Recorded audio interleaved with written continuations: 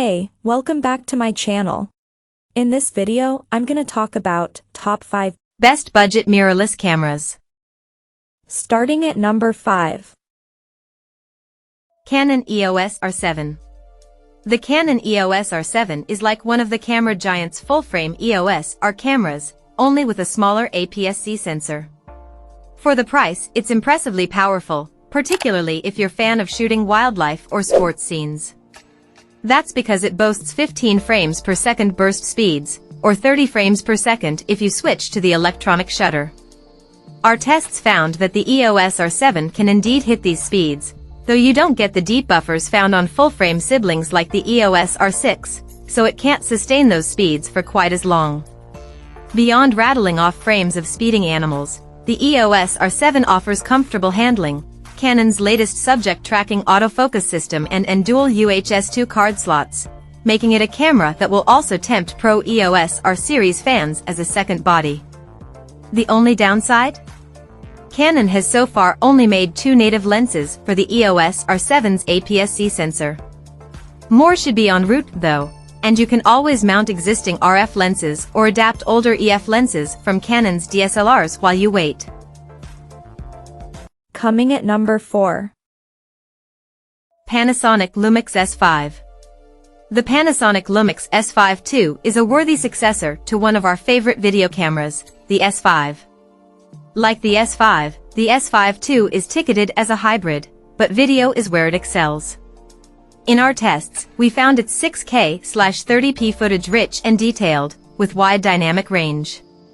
Its video chops are bolstered by 10-bit recording across almost all resolutions, plus the ability to record uncropped footage using the sensor's full 3:2 aspect ratio, useful for cropping content. We also found it sturdy yet comfortable to handle during testing. Happily, its compact design doesn't compromise the physical controls. The S5 II is Panasonic's first mirrorless camera with phase detection AF for video. Combined with effective image stabilization, we found it produces sharp, stable video even when shooting handheld, although the 1.5x crop on 4K/60p video is a shame.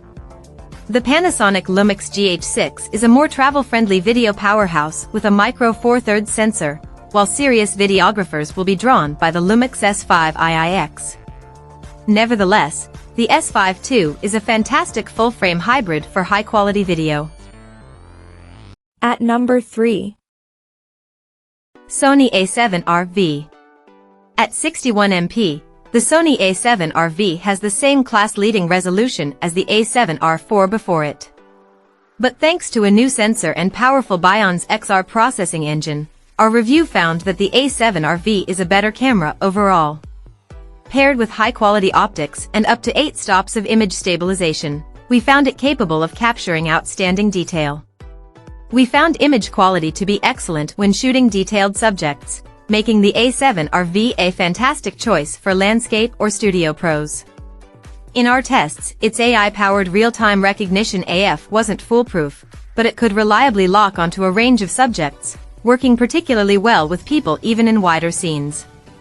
Its articulating touchscreen provides useful flexibility when it comes to framing, while the EVF is as sharp here as on the A7S III. If you want a high-spec full-frame powerhouse and don't mind paying for it, the A7R V is a serious step up from its predecessor. But if you can't afford the best glass, want to shoot slow-mo 4K video, or simply don't need such high resolution, you might find better value in the A7 IV. Number 2 of my list. Canon EOS R10. There are cheaper mirrorless camera for beginners, but none that can match the versatility of the Canon EOS R10. From our tests, 2 features set the Canon EOS R10 apart for learners: its 15 frames per second burst shooting rate and powerful subject tracking autofocus, which operates across 651 AF points.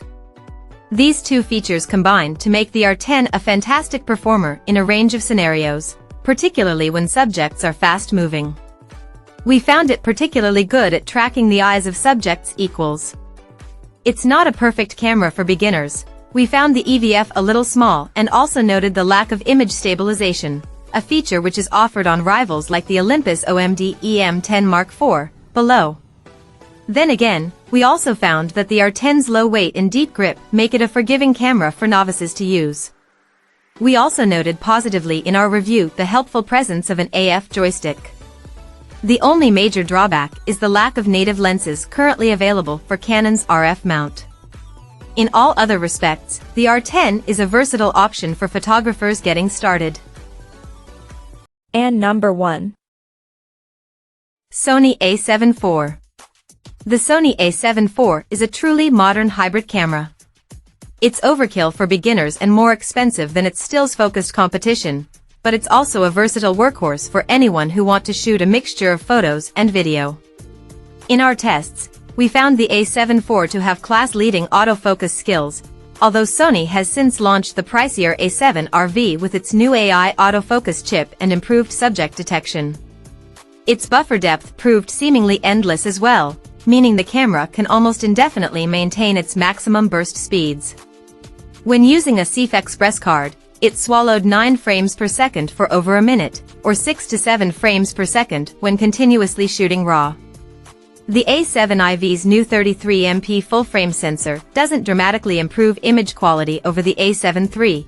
The higher resolution also means fairly prevalent noise above ISO 6400, and there's a heavy crop on 4K footage. A price bump means it no longer occupies the same entry-level price bracket as its popular predecessor either, but upgrades like 10-bit video and a Bion's XR processor make it a much more powerful option. As a complete package, the Sony A7 IV is a solid all-rounder which could be the only mirrorless camera you'll ever need. Check out this video description for latest price and more informations. Thank you for watching this video. Please subscribe and stay tuned.